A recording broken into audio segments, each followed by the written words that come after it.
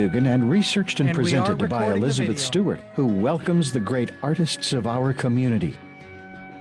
What follows is a conversation of an artist's experience about the artist's response to trying times, creativity, reinvention, recovery, and of course, flexibility, which is in fact the narrative of our present time. 3, 2, 1. You're live.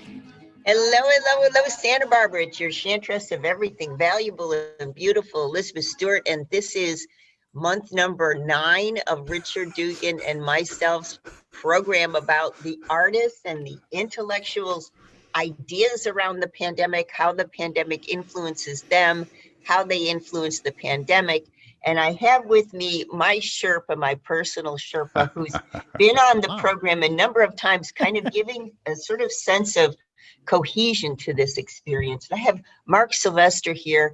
Best way to sum up Mark is a couple of phrases. He's an advisor, he's a genius, he's a chef, he's a partner, he's a community leader, he's the head of TED Talk Santa Barbara, and he's also a great visualizer. And so this is why Richard and I have decided so many times to speak with Mark about how to visualize our process going through the pandemic. One of the things we want to talk about with Mark for this half hour is his conversations that he has every Wednesday at 4 p.m. He has a certain platform that you guys should know about. It's called Making Waves, Conversations with Influencers and Disruptors. And some of the exciting people that he has on the program, it's a really interesting discussion group. And the interesting people, and what I want to talk with Mark about is, his favorite people that he's had on and will have on and why. And it's not necessarily a group that you would think that would be, I don't know, cohesive to the pandemic, but Mark picks them great. And everybody that's on the program has something to say about what's going on, whether it be political, health-wise, social-wise, culture-wise. He's got a whole panoply of voices. And so I want to welcome my resident Santa Barbaran advisor, genius, chef, partner, community leader, and head of TED Talks, Mark Sylvester. Thank you, Mark, for coming along. Elizabeth, how are you? Thank you for those kind words. I have to say, Richard, this morning, Mark called me like a few minutes before the hour and said, I'm stuck in traffic in Montecito. Something was going on. And he rushed here. He had like 2 seconds to get onto the link to the Zoom today, because he cooks for 2 families. He cooks on Wednesdays and Fridays. Six families. Six families. So I want to what do you do, Mark? Until I was 30, I was a chef here in Santa Barbara, and at the Jesuits. I was the chef for the Jesuits for the last 5 years of that, and learned farm to table, and learned scratch cooking, and learned clean cooking, but I quit when I was 30 and got into software and doing all the other things I do. And a few years ago, a friend was sick, knew I know how to do special diets, and one thing led to another. And as soon as COVID hit and people didn't want to go to the store and restaurants were closed, Mark, can you help us out? And that's turned into what I do on Monday and Thursday, and I absolutely love it because I'm a maker, and I think as artists and the people who listen to the show, we're makers. We make things, and I had felt I was left out of the maker movement because I didn't make robots and droids and electronics that they do up in the valley, but I make food, and you'll love this. So there's this book. I have it right here. It's called the Flavor Thesaurus.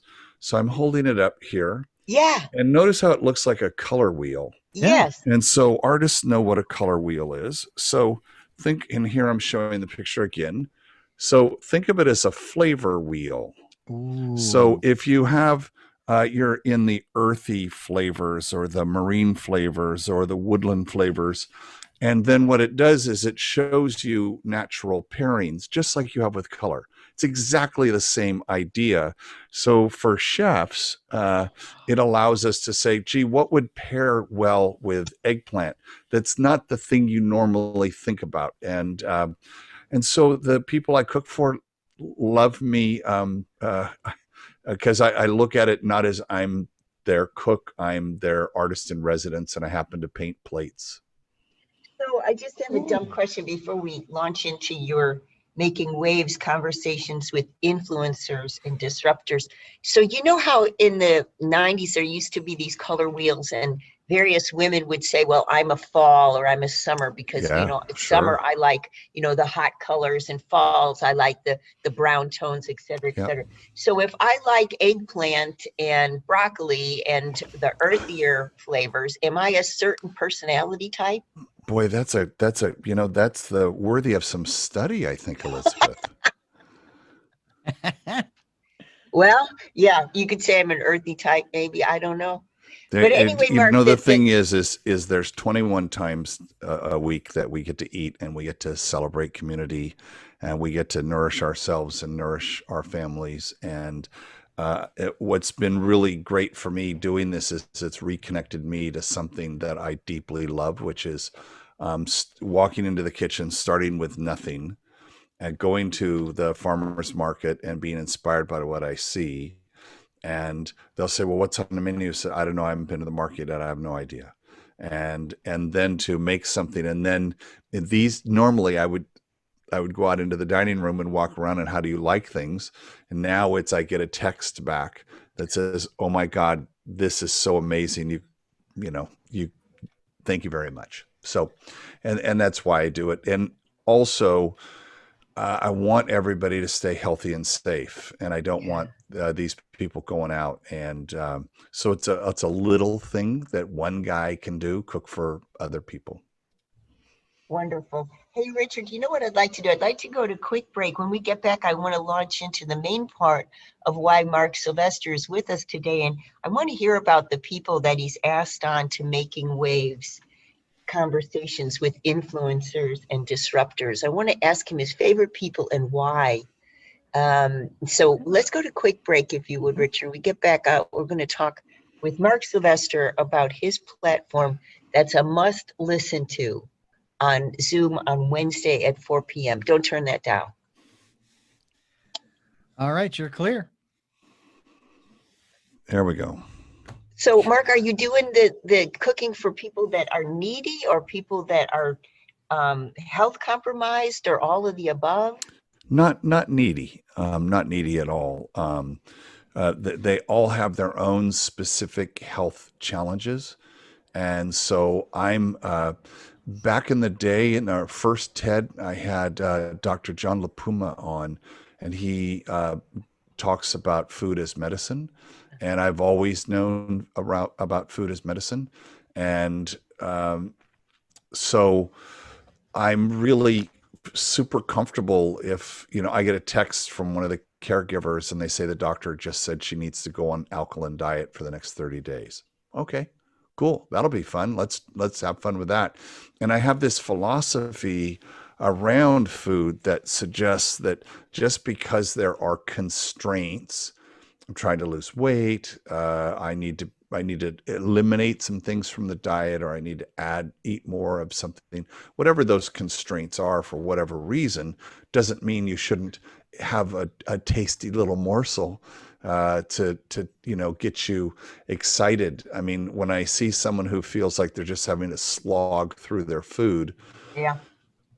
that's not acceptable to me. So I do everything I can to reframe their relationship to the plate in a way that so it doesn't feel like it's not medicine. It's not, hey, this is nourishment and it's good for you. And the more you harbor these, kind of negative thoughts about it, that doesn't help you. So it doesn't help my food, that's for sure. Yeah, it doesn't help So digest either. no, none of that. So, and people don't make that connection. So anyway, are we ready yet, sir? Not Richard? yet. Not yet. We still got another 40 seconds. Okay, cool. No, that's very cool. And I love the imagery of painting a plate for one. But as soon as you throw up that color wheel, I'm thinking, I wonder how my kinesthetics would work with the color wheel and numbers and letters, Yeah, as far as sure. that's concerned. That would be kind of cool. Sure. All right. I think we're just about ready. Stand by. All right.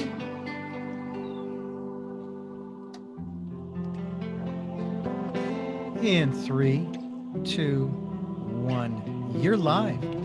Welcome back. It's Elizabeth Stewart. I've got the honor and privilege of speaking to our resident Sherpa here in Santa Barbara, Mark Sylvester. And at the top of the hour, I said, brainstorming late last night, what words can I say about Mark? Advisor, genius, chef, partner, community leader, and head of TED Talk Santa Barbara, and also his platform, Making Waves, Conversations with Influencers and Disruptors, every Wednesday at 4 p.m. Other than that, he has nothing to do. I mean, he's just bored out of his mind. Anyway, I want to ask Mark his favorite speakers and why. So I'm going to add another word to your list. Yeah. Curator. Curator. Okay, I'm going to write that down. Right. As a TEDx organizer, one of the primary roles we have is to curate ideas. Normally, we curate, 16 or so ideas, attach speakers to them, and present them here in Santa Barbara, downtown, typically in the fall. So our annual event would have been last week.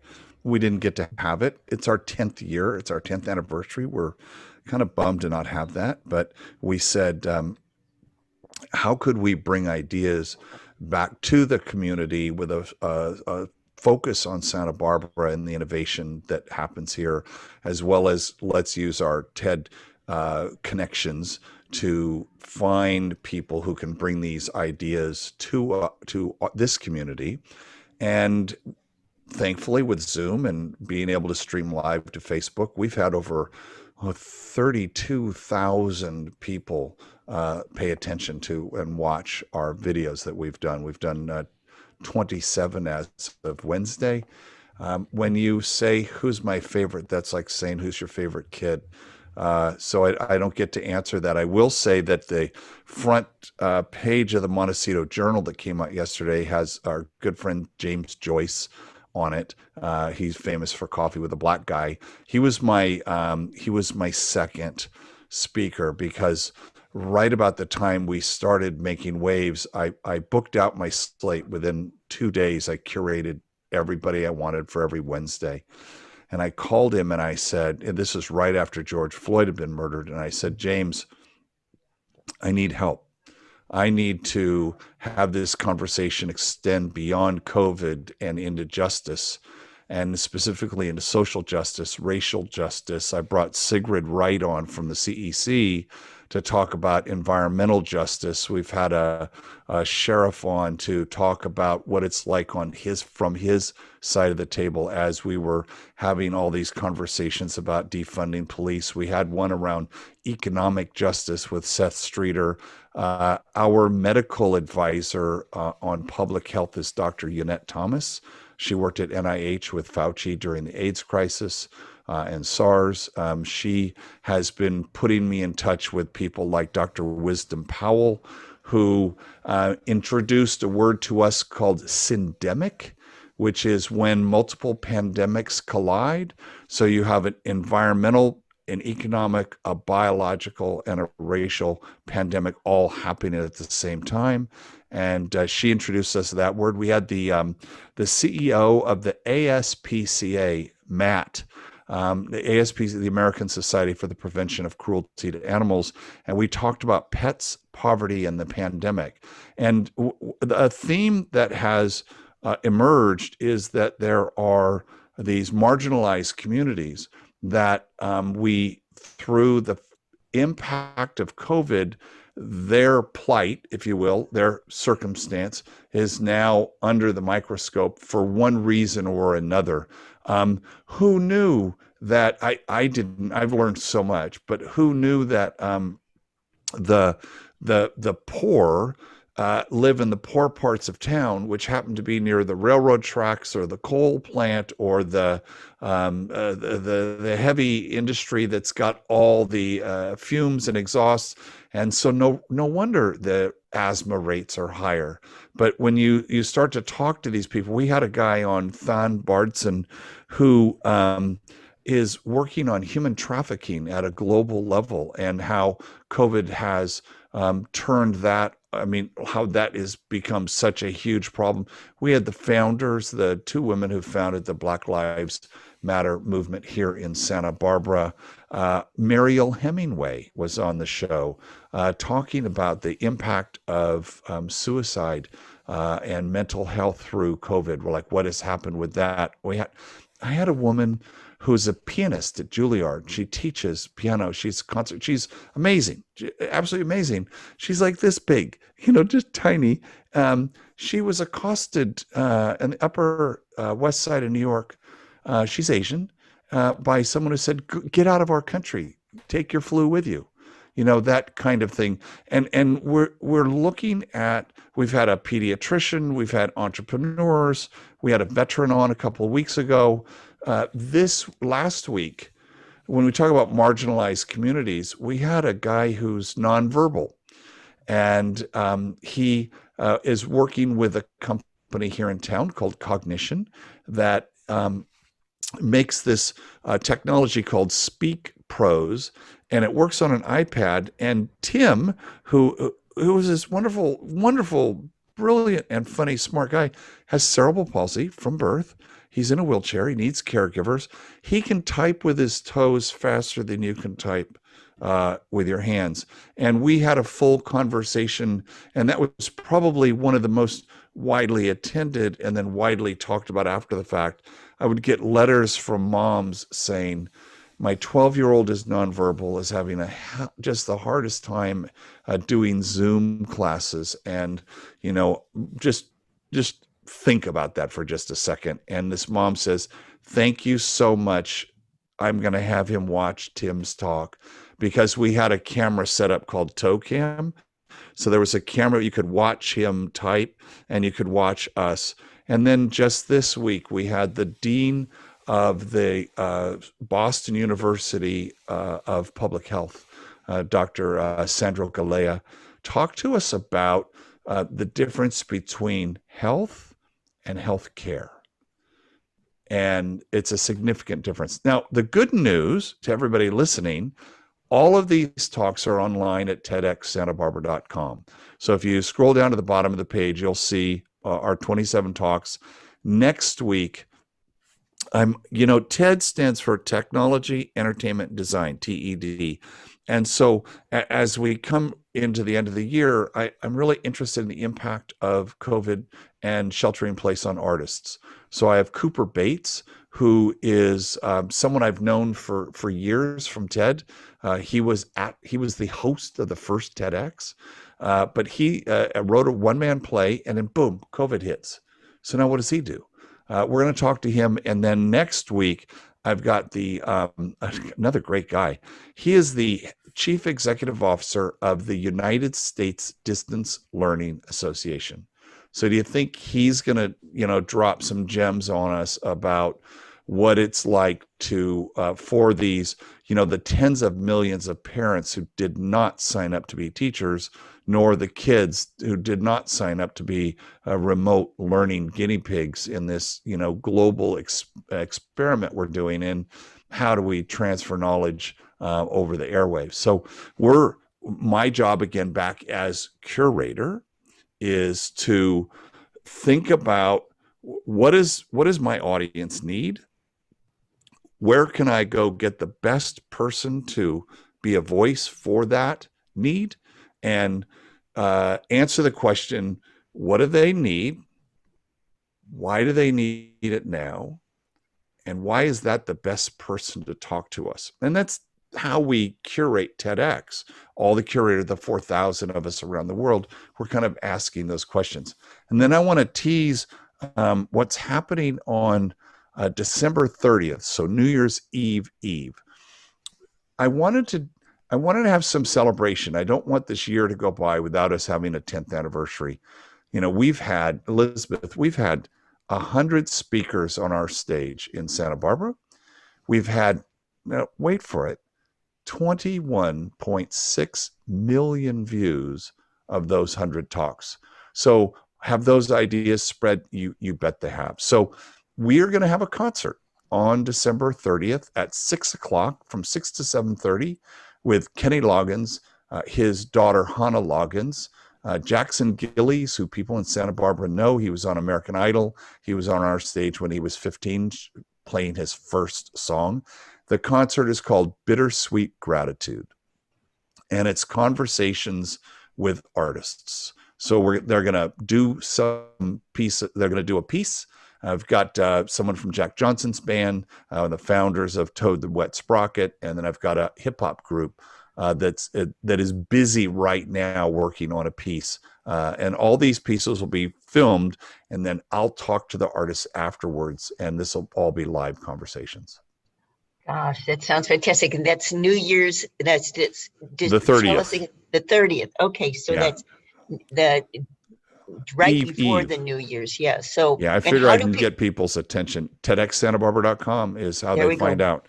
Okay. Just get on the newsletter, and we drop a, our slate every Tuesday. Remind people, and we're getting great ideas for people to bring on the show. I'm now booking. We thought we were going to be done by December. Now it's clear we're going to roll this into Q1 and Q2 next year. Yeah.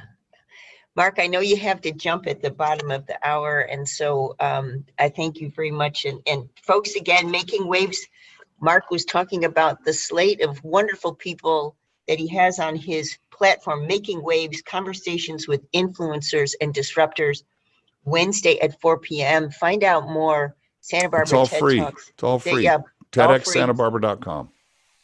Thank you. And Richard, let's go to quick break. And when we get back from the break, we're going to introduce Garrett Blair to the show. Garrett is a coach, and he's a unique kind of coach, a coach that we would love to hear from. And I've got some salient questions for him when we get back. I Mark, need to tell you something real quick, Elizabeth. Yeah. Garrett was my story coach when I did my TED Talk at TEDx Fargo. Oh, wow. And I'm married to a speaker coach, and she guided the overall strategy. And then because of his superpower in directing, he was able to help me get that big idea I had out of my head and onto the stage. So thank him for me in public, please. Will do. It's a small world, isn't it? Yeah, it is. Thanks, Mark. Thanks, you guys.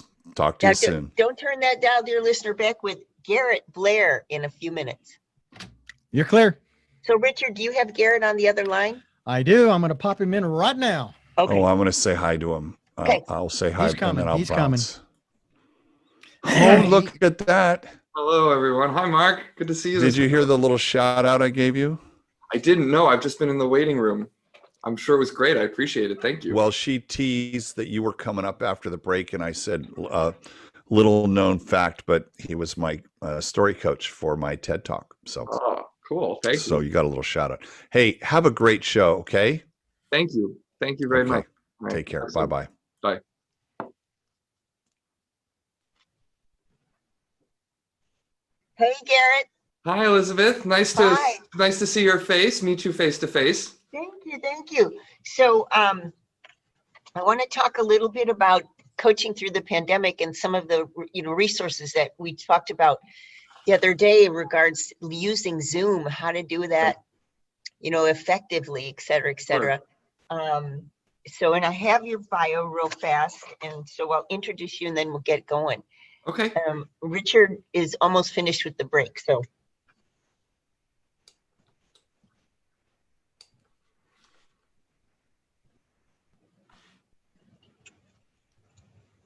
Yes, yes. It's the greatest show on earth. Or something like that. How are you? I'm doing well. How are you? Doing quite well. Keeping very busy. It's nice to meet you. I love your sound wall, the rock and the corrugated foam. Really cool. I will. First of all, the corrugated foam is actually real. Great. All right. And the rock is actually an image of from the prehistoric monument, if you will, at Newgrange in Ireland. Wow. Yep. I chose a different background. You see those rocks on the map behind me, Elizabeth? Yeah. Those are from Newgrange. So is that a virtual screen or is that the That's studio? real. Those are real rocks we had. No, I'm kidding. No, they are virtual. I was looking for something different. Matter of fact, I did an interview not long ago where I had a green screen behind me, and I found I've got all of my pictures from Ireland, and I basically put a big old beautiful cemetery background behind me. But Perfect. these are rocks from Newgrange. Anyway, we're ready to go again, so stand by. 3, 2, 1. You are live.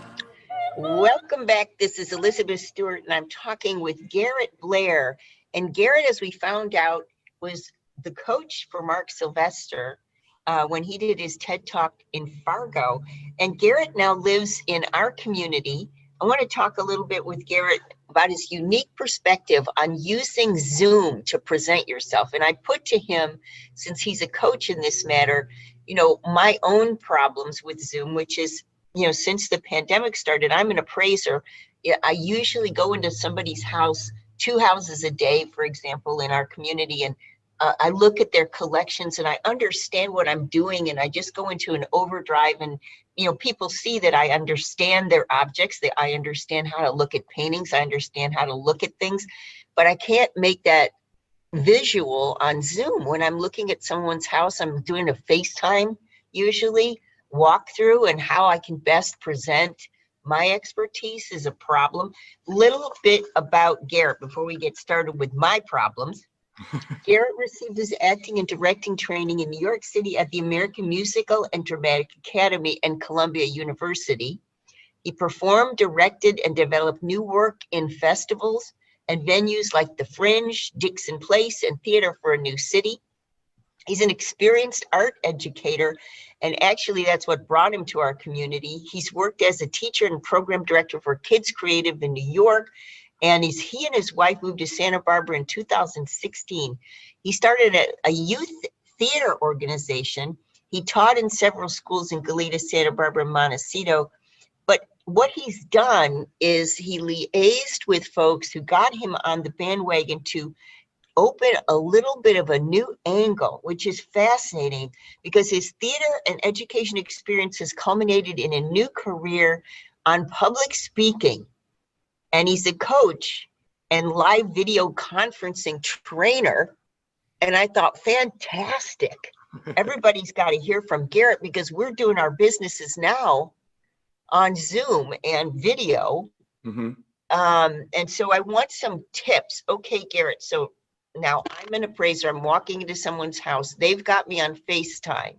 Okay. How do I present myself?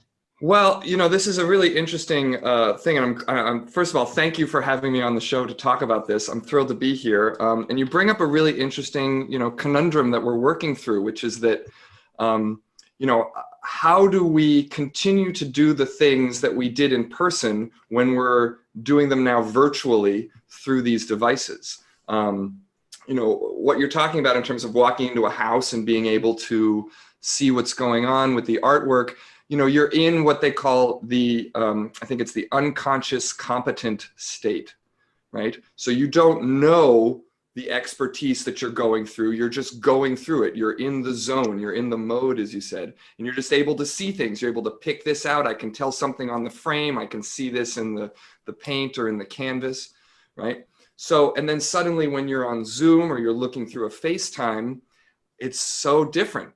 It's such a different experience. And that's been one of the issues, I think, that I have tried to address, is that Zooming and FaceTime and video conferencing feels so natural.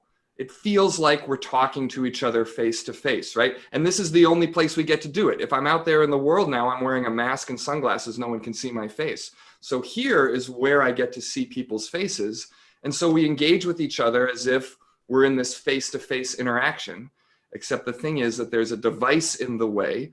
And for the most part, we've been ignoring the nature of the device itself, that it takes a lot of the face-to-face cues that we use and it skews them and turns them on their head. And then we end up miscommunicating cues.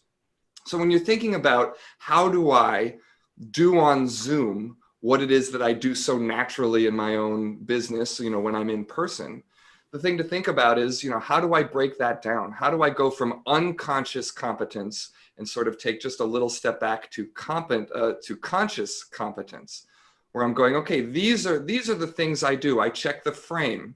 So I'm going to need to ask whoever's holding the phone or the device to do a certain canvassing of the frame in a certain way so that I can see that. And then I'm able to use that unconscious competence while I'm watching them track through the frame. Sort of thinking about deconstructing what we do to make it applicable for the device itself. So here's a question for you, Garrett. So this is a sort of a counterintuitive question, but let's say you're a student and you're learning with Zoom, and you've got your teacher, and you're going through your class. Mm-hmm. As you're, and I'm asking this because it's a kind of a, like I say, counterintuitive, but let's say you want your teacher to see that you're paying attention, but you're not really. What do you do? That's so funny you bring that up. I was just talking to Mark actually a couple of weeks ago about sort of the attention gap and the fact that the device, communicates sort of a lack of attention. You've got to think about, how do I not just pay attention, but communicate attention? Yeah. How do I look like I'm interested? How do I look like you're Yeah. interested? Yeah, that's a great question. I mean, the first thing that I suggest, one of the first skills that I try and teach is to, first of all, look into the camera, right? We are so programmed, and it's natural to look at the faces of the people we're talking to. So as someone's talking to you, you're looking at their face, or as you're talking, you're looking at their face on the screen. But then what does the other person see, right? They see you looking down at something else. They don't see you making direct eye contact. Since the camera is the eyeball, since the camera is the lens, you got to look into the camera, especially when you're speaking. When I speak to you and I look into the camera, well, from your perspective on the screen, it looks like I'm making eye contact. I'm looking right out at the screen at you, right? Then the same thing is true if I'm trying to communicate attention. I may look at, the work, I may look at the teacher for a minute, but if the student or someone wants to feel that people are paying attention, if the goal is to make the speaker feel like people are paying attention, then you've got to look into the camera and communicate that attention. You've got to There you go. Yeah. You got to also think about the fact that there are a lot of visual cues we use, right? We nod our heads, we make sort of and oh yeah, we do that sort of naturally. And on a Zoom call, you've got to enhance that stuff. How can, are there cues that you can use in your classroom to denote, I agree? One of the things I do with students is we kind of put up the hey dude sign, and you shake your hand like this. You kind of do one thumb out and the pinky out, and you shake your hand, so that as someone's speaking, they can, in their peripheral vision, they see everybody on the screen shaking their hand, which then communicates that people have heard you, that they agree with you. And so developing even a system of cues in your classroom or in your group or in your meeting so that you can communicate those visual cues to people goes a long way to communicating your attention, that you are in fact paying attention. So now Richard's giving us a sign we got to go to a quick break, but what I'm interested to know is so many people are going to be doing their Thanksgiving celebrations this coming week, and they're going to be getting together with family and trying to communicate love and gratitude over this device. Yes. And I'm speaking with Garrett Blair over Zoom. Richard's masterminding, but I want to know how we can communicate the closeness, love, and gratitude this Thanksgiving over this device. A really pressing question. Hey, Richard. Yes. Let's go to a quick break. Did you hear this? I just had this genius thought to ask Garrett how to communicate our love and gratitude this Thanksgiving over Zoom. So we're going to hear that when we get back from the break. Don't turn that dial. We're talking with Garrett Blair, who is a public speaking performance coach and live video conference trainer. Who could be better than Garrett Blair at this moment, especially as we're going into Thanksgiving and a lot of us are going to be communicating our concern and love over Zoom. We want to know how to do that. Garrett's going to tell us when we get back from the break. Don't turn that down. All right, you're clear, Elizabeth.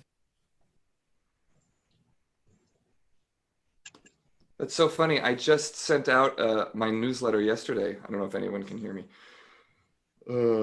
which had these exact tips.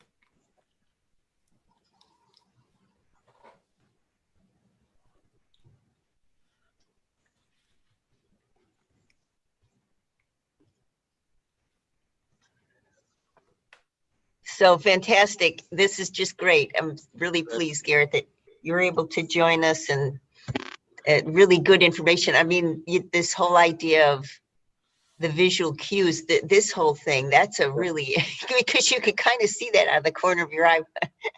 Right. I mean, and it's a thing, you don't want to discount your peripheral vision. You can pick up a lot. And actually, it's funny. I sent out a newsletter yesterday to my list, which was exactly, I called it 3 things you can do to make your virtual Thanksgiving a great one. So, Oh, good. Let's yeah. talk about that. Yeah, excellent. Yeah. So I actually sent out that very thing yesterday. Let's have a virtual turkey. Yeah. Well, All you know, right. Here we go. We're coming back. Give me just a moment. In 3, 2, 1, you are live. welcome back. It's Elizabeth Stewart. I have the pleasure of talking with Garrett Blair, who is a public speaking performance coach and live video coach. And who could be better right before Thanksgiving to tell us a little bit about how to convey the things that we would convey, I guess, subconsciously even, you know, the toast, the love, the warmth, the hugs, the jokes, the sideways glance at Uncle Fred, you know, that sort of thing. How do we communicate that as we are going to be celebrating, a lot of us, you know, with Zoom, international calls even, and, you know, it's, how do we do that, Garrett? Well, so it's interesting you asked that. I actually just sent out yesterday to my list a newsletter in which I said, here are sort of the 3 ideas you can use to make sure that your Thanksgiving day, your virtual Thanksgiving, is a great one. So let me actually talk through some of those ideas. The first thing I think to mention, just as a preface, is to recognize, like I said before, that this is a different medium, right? Zoom is a different medium. And whenever you are using a different medium, different rules apply. Just like when you take a movie and you turn it into a musical or vice versa, you've got to change things because it's a different medium. And so this is that same kind of thing. One of the first things that I suggested in terms of how to have a great virtual Thanksgiving is to think about chunking the day, right? If your family is anything like mine, that, you know, Thanksgiving is about parades, football, cooking, and eating, right? Those are sort of the main things during the day. So think about different video times for different activities. So is there a group that wants to watch football and they're going to have their own video chat for their football time, and there's going to be a cooking group, or there's going to be the kids get to play some virtual games, right? Consider scheduling the day with different video calls. That way you can do something you're excited about. You can then hop off, take a break, change clothes, and come back to the next activity down the road. So that's one thing. Think about chunking your day into different video calls. The second thing I suggested was to plan out the dinner. if you've got a toast or you've got questions, ask each family that's attending from their different virtual locations to think about a question or an activity or a share or something that they can bring. And then as you begin dinner, go around and ask everybody to ask that question or suggest that game. This keeps the flow of conversation going and it inspires new conversations. And the other thing I suggested was also don't feel like you've got to stay on the call the whole time during dinner. That can sometimes get a little awkward because then you're there. Do we talk? I'm saying something to this person across the table, but then someone in the video goes, oh, wait, what was that? So it's okay once you sort of get to eating to maybe end that call, finish your meal, and then reconvene in a new call for dessert, right? And as I said, plan out that activity, ask people to come ready with some sort of activity to the dinner that you can share. And the third thing, and this is the most important, I think, since this is a device and a camera, set it up beforehand and try it out. Make sure that you set up your laptop or your camera or your phone, that you've got it in a position where you can see everybody who's sitting down to dinner. The camera, I suggest being slightly higher than everyone else so that you're looking down, you can get everyone in frame. And please, please, please make sure that the light source is behind the camera and not behind you, or else it looks like a witness protection dinner, right? Everybody blacked out. So set up the camera. What else did I put here? It's far enough away to make sure everyone's in the frame, but close enough that you can still see people's faces. And like I said, set it up. Test your internet, do so before you get to dinner, or else you've got, uncle or grandma and grandpa going, wait, I can't see, is my video on? Honey, can they hear me? Right? Do some things ahead of time to make sure it works. Well, now that lighting would work perfectly if you are in the witness protection. And you've got your hand over your mouth like this and you're trying. That's correct. Garrett, I want to ask something. I want to throw you back into your days as a performer, as an actor. You received acting and training in New York City at American Musical and Dramatic Academy and Columbia University. So I had this experience. I did a lecture for the Santa Barbara Museum of History. And I had some words with my partner right before the lecture. Sure. And the whole lecture, when I watched it, was an hour and plus. I could see in my face and my demeanor that I was still kind of pissed off. And Richard, it's true. Yeah. And so what I want to do is, how do we, let's say Uncle Fred during Thanksgiving says something we don't really like. Yeah. And we're on camera and 30 families in our extended sphere are seeing that you're a little kind of perturbed. How do you get through that? Because with this Zoom thing, it's clear that you are kind of irked, and I don't know why it picks it up differently. Maybe we forget about it as we're face to face, but when we replay it, like for example, Richard is recording this now, so we're going to replay it later. How do we make it so that we don't look pissed off at Uncle Fred? Guard your reactions. That's a great question. Actually, I've got two things to say to that. The first is, just as a sort of joke, I put into this newsletter, as I was just talking about these things you can do in Thanksgiving. What do you do if, to avoid those awkward political conversations that you could definitely get into? So what happens when someone from one of your extended family members tries to bait you with a, ideologically opposite, question or comment? My thing was, just freeze, don't move. Because eventually they'll think that the internet froze and crashed and they'll end the call and you're out of it. So if that happens, something weird like that, just don't move, or just sort of like moving like, I can't, I'll call you back, and then end the call and come back later. So that's one way out of it. You could always say, I'm going through a tunnel. Right. That is the Zoom equivalent of I'm going through a tunnel. That's exactly right. But I think, guarding your or considering your interactions. I know in acting school, one of the things that they taught us was, the nature of intention. And one of the examples they used is kind of exactly what you talk about, Elizabeth, which is that imagine you're having an argument with your spouse moments before a dinner party, and you have an intense argument, and then the doorbell rings, and you immediately have to make everyone coming into your house feel as though everything is okay, right? Even though you've had this fight and you haven't resolved the issue, you've got to do the work to communicate to everyone else that everything's okay. Mm-hmm. So that's part of, from the acting perspective, is someone says something like that, it irks you, it upsets you, something like that, then the work that you do is to try and go, it's okay, I'm going to present to everyone that this is still okay and that we're still moving forward with dinner, right? So that's from sort of the acting side, is you want to have How do you do that though? How do you do that and fool the camera? You smile, look into the camera, try and joke about it, try and put a laugh on it, right? Maybe, throw something back that is lighthearted. There's always the thing, we hear, take the take the high road, don't go low. So, and then later on, you can come back to that person and say, hey, listen, that comment was a little tricky and, I'm glad we got through it. But do your best to smile through it. Again, look into the camera, look away if you want to laugh, but then come back with something fun, and have that sort of intention of making people feel okay. Yeah. So that's an important thing, Richard. We always, the 12 years I've known you, this whole concept of intentionality, this whole idea. So Uncle Fred, by the way, dear listener, if Uncle Fred says something you don't like, your intention is to make it a warm day, make it a happy day. And so you put forward that intention, you look in the camera, you smile.